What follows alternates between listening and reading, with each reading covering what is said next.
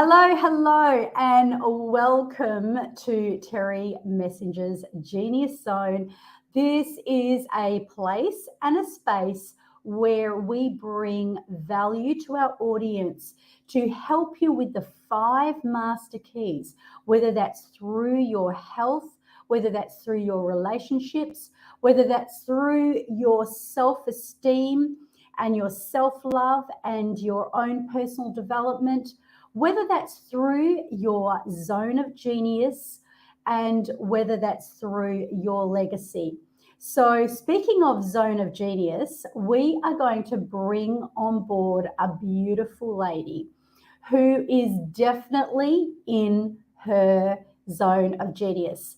This lady, she is a soul alignment coach. She's a Reiki master. She's a certified angel healer. Wow. And she does theater healing. Very exciting. She's also certifying people in the Akashic records. So can you imagine having this lady on board for the readings, for the what's going on in the world, what's going on in your life, and just being able to present to you very much what aligns with me, which is about really tapping into what is your passion and helping you to discover your soul aligned purpose. So with no further ado, let's bring on board the beautiful Amber. Hi, Amber. Hi, Terry. Thanks so much for having me. You are so welcome. Where are you? I am in Minnesota in the United States. Nice, very nice. So, I always say when I bring people on, you've done so much in your life. You've accomplished so many things, and you have a divine alignment with myself to really see people, operating in their purpose, in their God-given purpose. Now, obviously you've done lots of things, like you're a Reiki master, you've done angel healing, and that's what you do, theater healing, and of course the exciting Akashic records. So maybe what we'll do is I would love to find out about, what was your discovery, what made you come into this. And I often find that people, especially in this healing and in this real, powerful, energetic place, that there are little gold nuggets from your past that really add up to where you are today. So we're going to go into that in the show. And right now, tell me, where did it all begin? So from the point of when you came in and became a coach, was it Reiki? Tell me about that. Absolutely. I joke, and I had said that Reiki was kind of like my gateway drug into everything that is healing. And really what brought me to it was I struggled my whole lifetime with mental health issues, with physical issues. And I just found myself struggling every day. I did all the traditional things. I went to therapy, I tried medication, I tried all sorts of stuff. And I felt like it just continued to not get me anywhere further than I had already been. And I had been having lunch with a friend one day who had also struggled with some mental health issues. And she asked me, she's like, have you ever tried Reiki before? And I was like, what's that? And, she described it to me, and I was like, well, what do I have to lose? That sounds pretty cool. And so she gave me her friend's information. I signed up and got a Reiki session. I was completely blown away by the information that came through, how she could read my energy. I felt so much better. And at the end of the session, she's like, I think you should do this. And I was like, sold, like totally sold. The next day I went out, I found classes, I started my certification in Reiki, and it opened up a whole new world for me. And I became so fascinated with anything to do with healing and spiritual work. I literally became like a kid in a candy shop. I just had this like hunger that I just wanted to learn it all. And so it led me to study all sorts of different healing modalities and intuitive modalities. And like you you had said, like it kind of created all these cool little milestones that have really added up to the work that I do overall. And it's been such a fascinating journey. Oh, that's amazing. And I hear about the kid in the candy shop, and I totally resonate with that, because I think when you do come into your soul aligned purpose and you've really found something that has really woven a magic into your own life and changed the trajectory of where you've been after that search for so long, through therapy and medications and all the things that you battled with. And obviously, like I always say, everyone has trauma. And, whether to what extent it is, whether it's, it's the way we perceive things. And, what I'm hearing from you is that, the healing world and that healing word itself and the body. And what I've come to really understand is that the body is the library that is really holding the DNA, and even going back, like generations and generations and generations. And I see that with the angel healing that you do, the theatre healing that you do, the Akashic records, the similarity that it all seems to weave, back into, is the space that it's all kind of held in the body. Can you tell me about that? So, when you did Reiki healing, obviously that's with my husband's a chiropractor, and I believe a big part of his magic is the fact that, he doesn't talk about it, but his hands have that natural healing, they have that heat on them.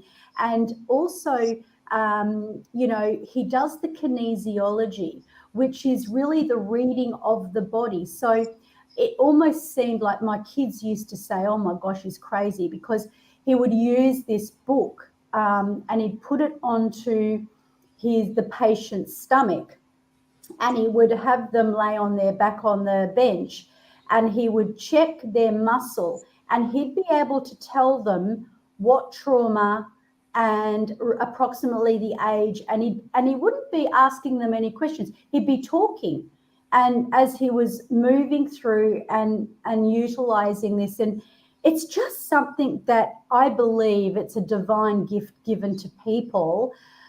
So what do you believe is your number one? Like, if you were told, what, Amber, you're going to be doing this for the rest of your life, the one thing, right? The mastery of one thing, you're going to be known as this. What would it be? That is such a hard question for a Gemini, Terry. I know I can't pick just one favorite thing ever. It's like not possible for me. Yep. I understand. I hear you. So then, I could have said, well, for $1 billion, right? Or your greatest lover's life. What if you had to choose one thing that you feel that intertwines and speaks of you in the highest, even if it's something that I haven't even mentioned. Mm-hmm. What is it in the healing field? Of course, we're talking here. What would be the go-to? It's the let me help you out here. So I hear you. It's like, what one would I use, right? Because I started off with neuro-linguistic programming, became a trainer, a stage presenter, coach of coaches. Then I went into hypnosis and became a clinical hypnotherapist, but I've done kinesiology and EFT. So in actual fact, what I do, and then of course breath work and all the high priestess work. And then, but what I find, Amber, is I sew and weave in a lot of those things where I couldn't say, well, it's this one, or it's this one, or it's this one. Mm-hmm. It's a little bit of everything. So mm-hmm. I just want to make that point to you that I totally get what you mean. But maybe what I would love to hear from you, because this is how we, like I was talking about building a world-class business last night. And, regardless, see, your clients don't really need to hear that I use a spanner or a screwdriver. If you have a technician come into your house, they just want the job done, right? They just want to get fixed. They just want to get to the other side. They just want to get the outcome. So I would love to tease out of you maybe right here and give you like a little bit of an illustration, just to sort of showcase what I mean.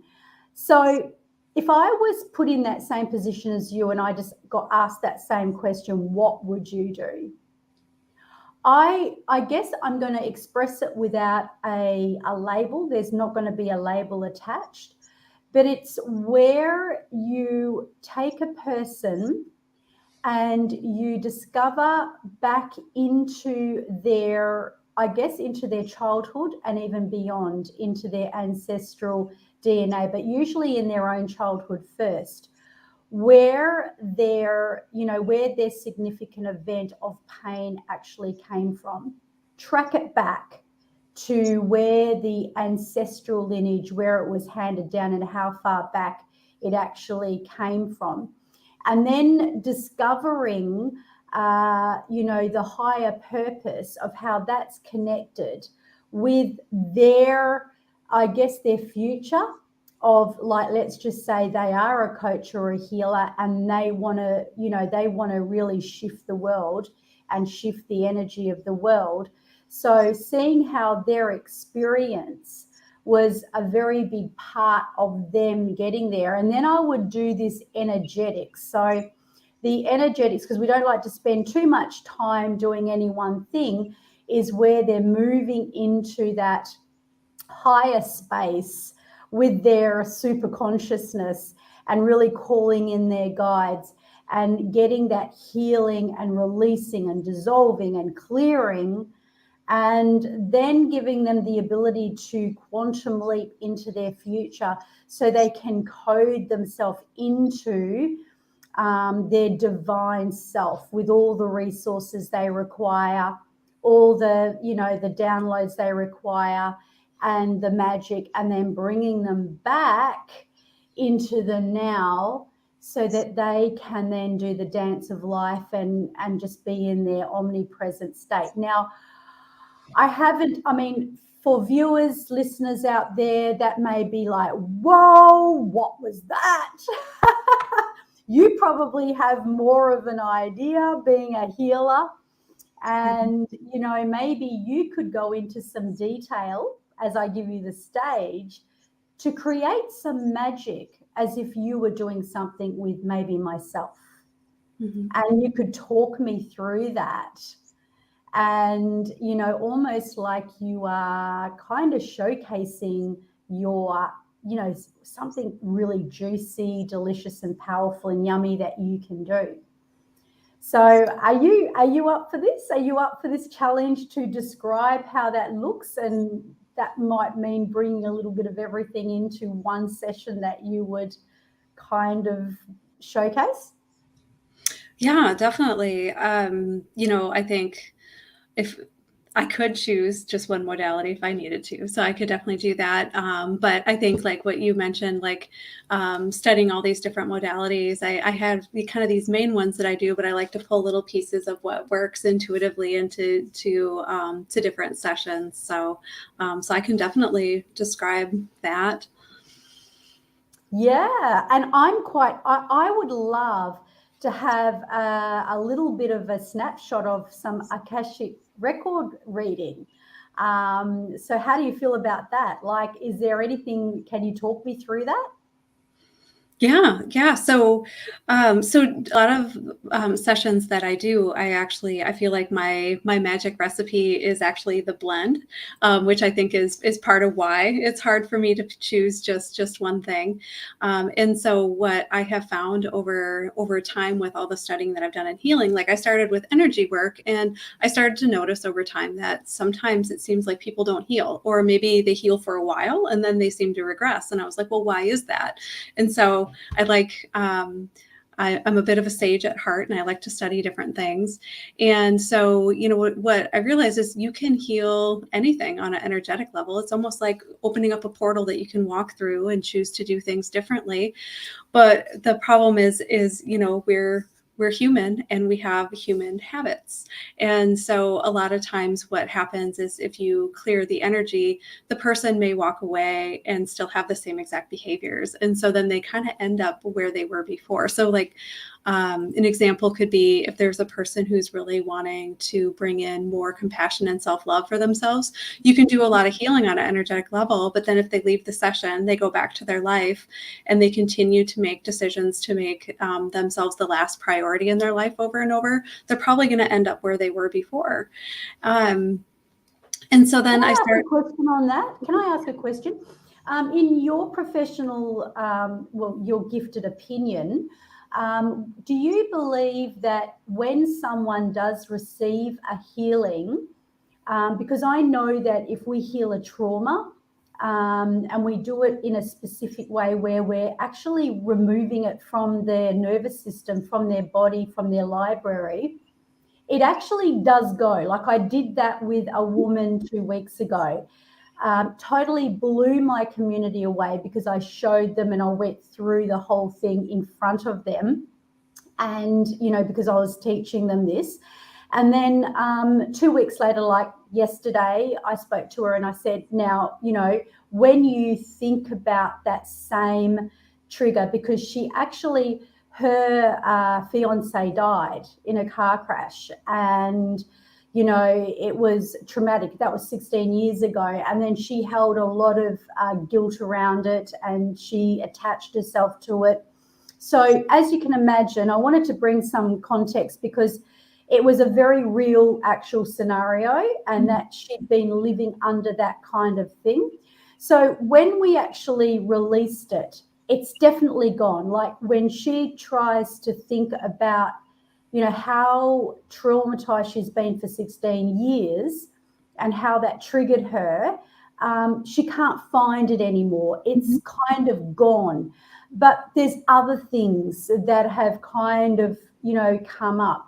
So my question coming back to that, do you believe that, like, say, take someone who heals at that real deep level, do you think that when you say they regress back, are they regressing back to the original trauma, or are they just regressing back to old patterns?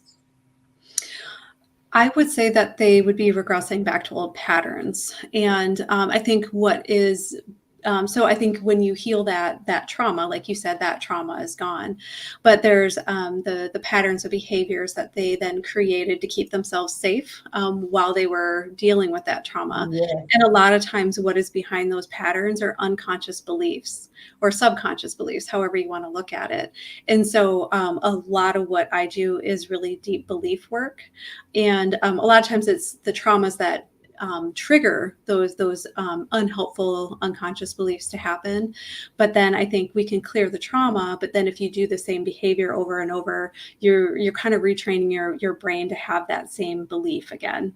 Is and then energetically, that makes a lot of sense, Amber. I'm really pleased that you did bring that into it because it's really around their beliefs and their patterns that, as you mentioned, if they're going to resort back to those patterns that kept them safe while they were doing the trauma, even though the trauma may have gone and been dissolved, because they're resorting back to those old patterns, it can re-attract the same sort of situations.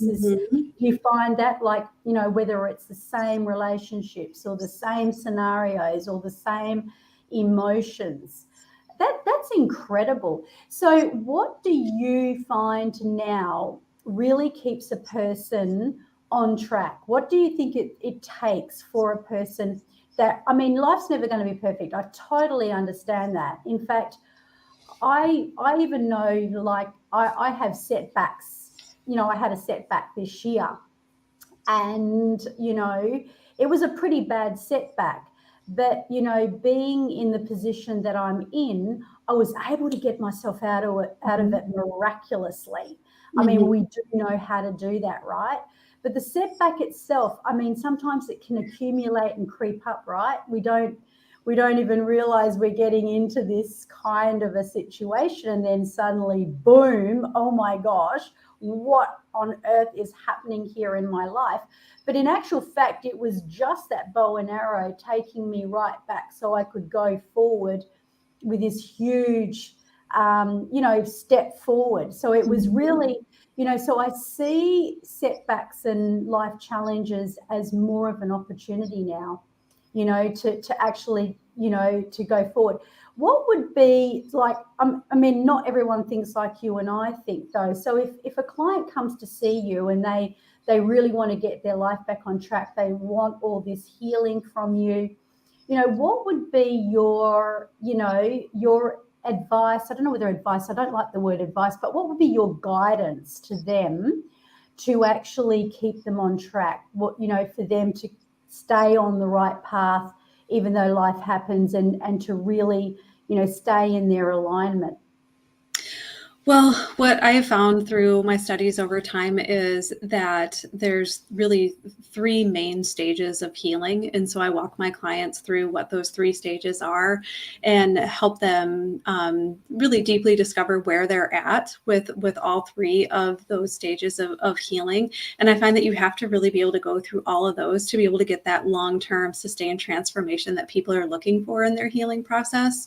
And so the first step is really awareness, having deep awareness around what what the issue is, what the pattern is, what their behavior is that's associated with it.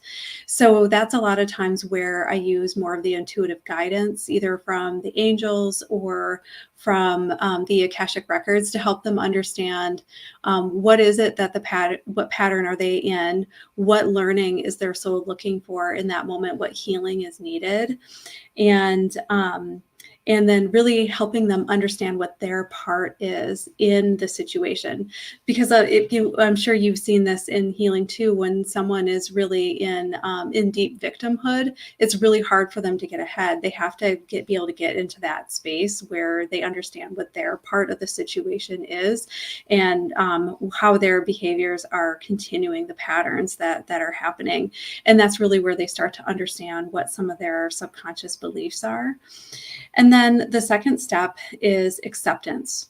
And so you have to have acceptance to really accept and acknowledge what the behaviors and patterns are that are going on in your life before you're able to make any changes with it.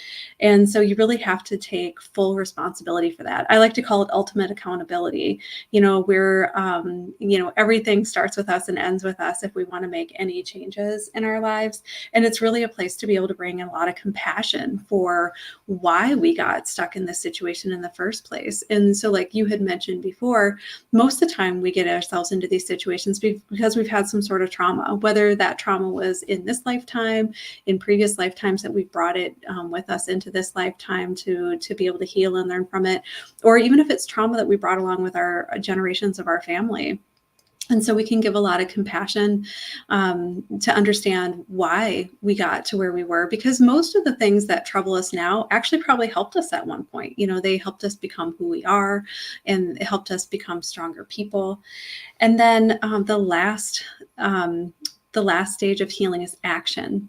And I would say that is probably the biggest stage that is missing from most of the folks that I work with. And I would say it also should be aligned action, aligned with your soul, right? Because you can take action all day, and if it's not aligned, you're probably not going to get a whole lot further. And so I feel like a lot of folks, they come to me and they get deeper awareness around where their issues are coming from, why they're stuck in the same patterns that they are, all of that. But then some folks actually already know a lot of that, but then they feel like they still can't get out of it anyway. And so I feel like that's sometimes where the buck stops sometimes with intuitive healing and intuitive guidance is, you can clear that energy, but nothing's going to change long term if you don't change your behaviors along with it. Or you can get the most amazing reading and get just these great aha moments.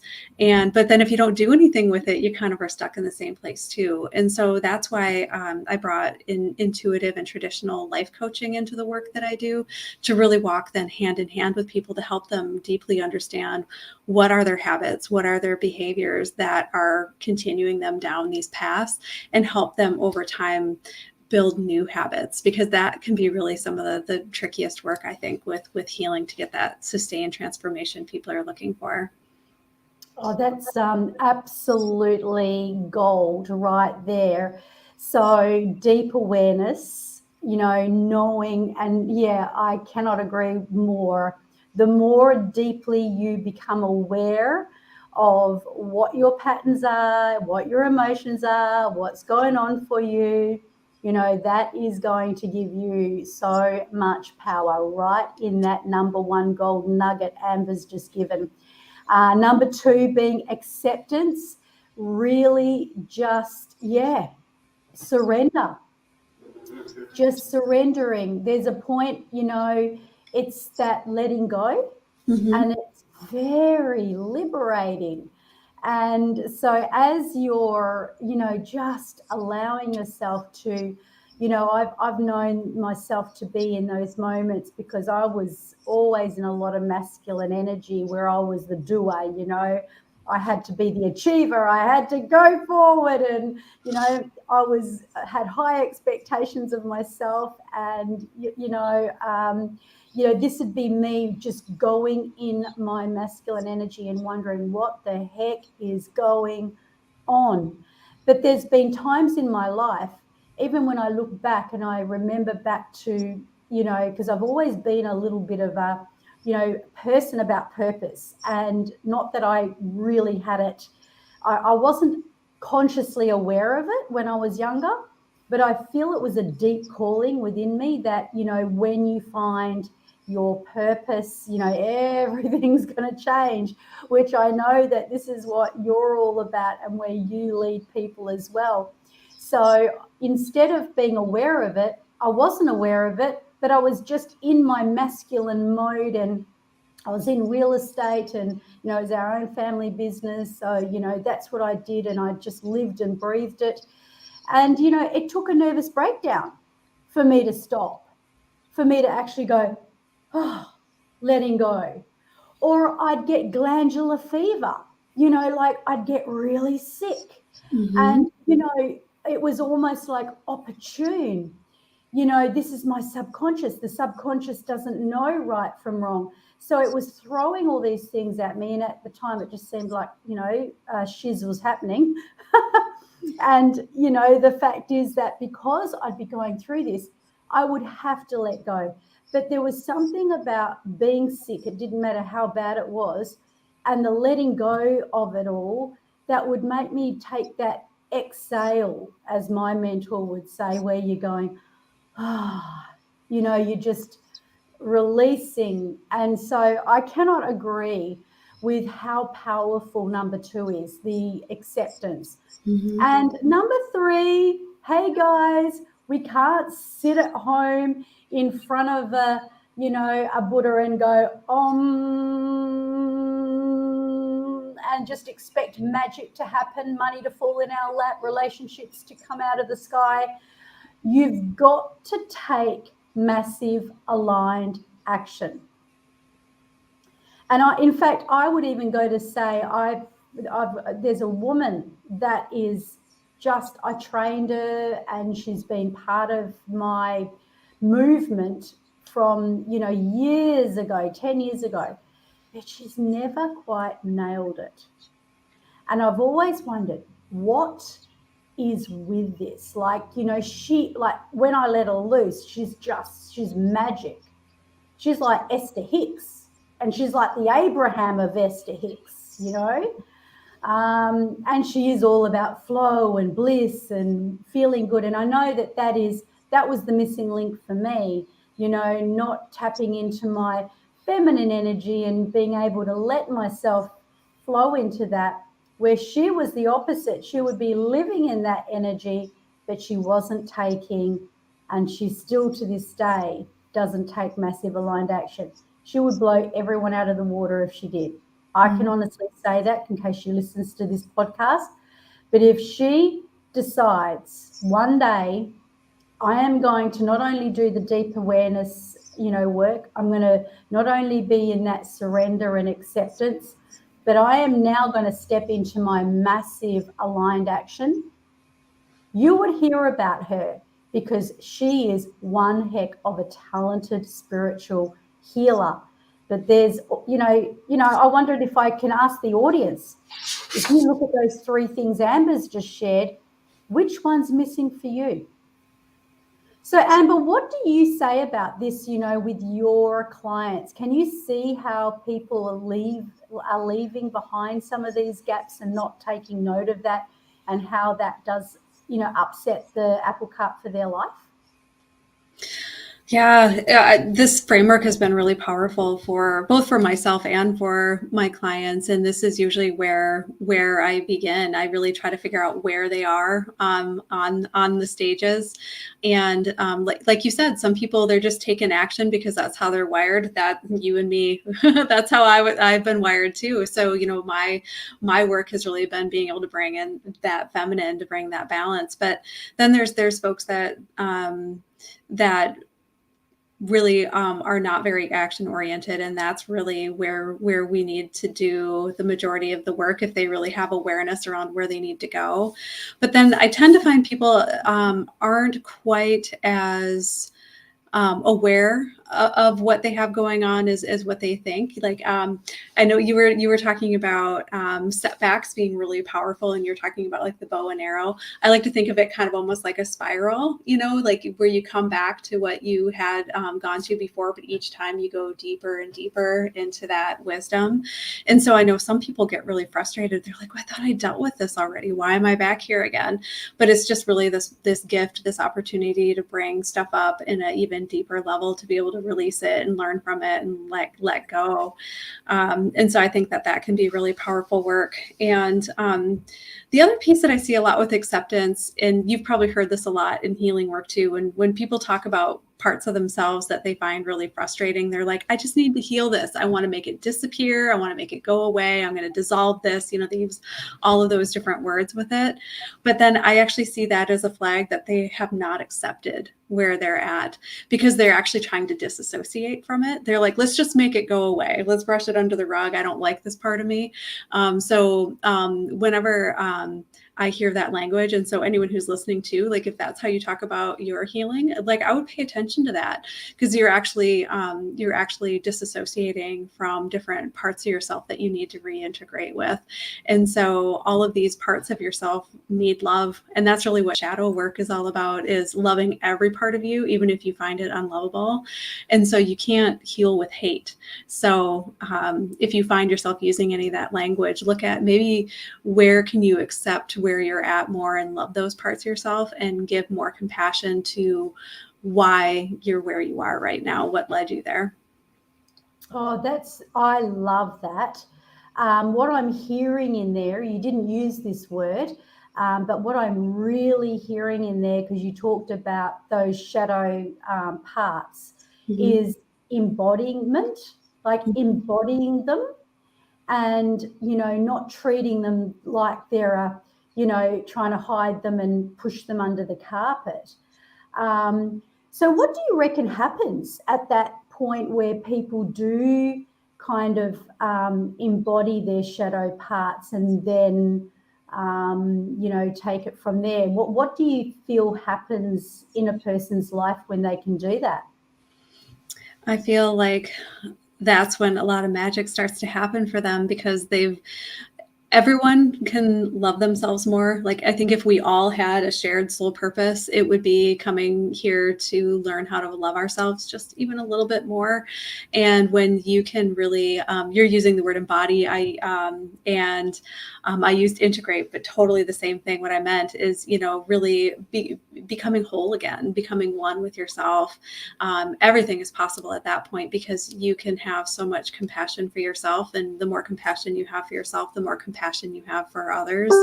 And there's nothing that you can't heal in your life, no relationships that you can't heal at that time once you get to that space.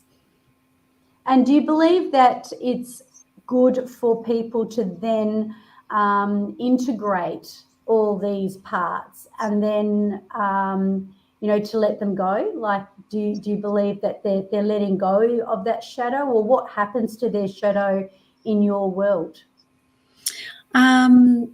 I actually believe that your pain can become your power. And so I think for you to really step fully into your power, you have to reintegrate and embody those parts of you and not see them so separate anymore.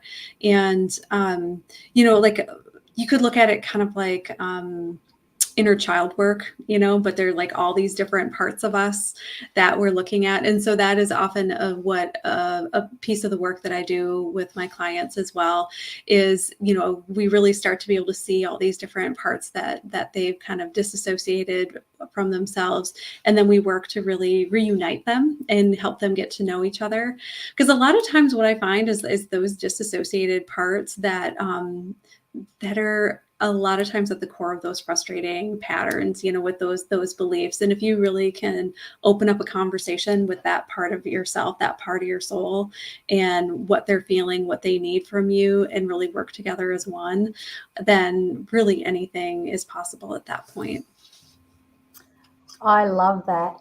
In fact, one of the things I do with coaches, like it's all about their magic and what they do as we're writing their copy and we're helping them to go to market and really put out their legacy so that they're becoming, I guess, a clear channel to their dream clients, right? Mm-hmm. And I was just writing down a few elements of what you just said because I just thought, man, that was just so powerful. That wasn't it. Everyone is a highly intelligent person. I do agree with that. Where is it? No, that's not it either. Oh, I mustn't have saved it. Okay. What I did say is that, rather than disassociating from your parts, it's like I wrote it really well there. I should have saved it. But it was integrate, like you said, integrate your shadow parts rather than disassociating them and embody them so you can turn your pain into your power. Mm-hmm. This is what I love doing, right? I love helping people write their copy. And Mm-hmm. I had it right there and I wanted to put it up on the screen, but our audience won't see it anyway. But that is just, so incredible. So I have just loved this conversation, and I could just have this conversation with you for the rest of the day. But I know that you've got things to do and it's nighttime over there, and time is moving on and it's gone so fast.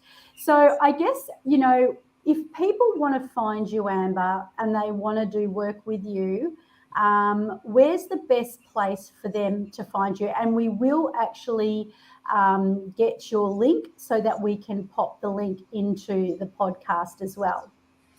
The best place that you can find me is my website, which is just ambermaier.com. It's my name. It's easy. And that does have all the links to where I am on social as well. That is absolutely great. I like it. Keep it simple, savvy, so everyone can get in contact with you that's really wanting to do this deep inner work and also really discover your soul purpose. So again, Amber, thank you so much for your time today. Is there anything that is on your, that might be burning on you to say before we finish this podcast, or is there anything you want, any specific message you'd like to say to the audience? I really just want to thank you for inviting me on, Terry. This has been a super fun conversation. I can't believe 40 minutes has gone by already. We could keep talking for hours for sure. There's so much to say and so much to share. So these are just always fascinating and fun topics to discuss. Soul purpose is endlessly fascinating. So thanks for inviting me into this conversation. Yes, you are absolutely welcome, and thank you. And if you wouldn't mind waiting backstage for me, and thank you so much, Amber. Wow, what an amazing woman.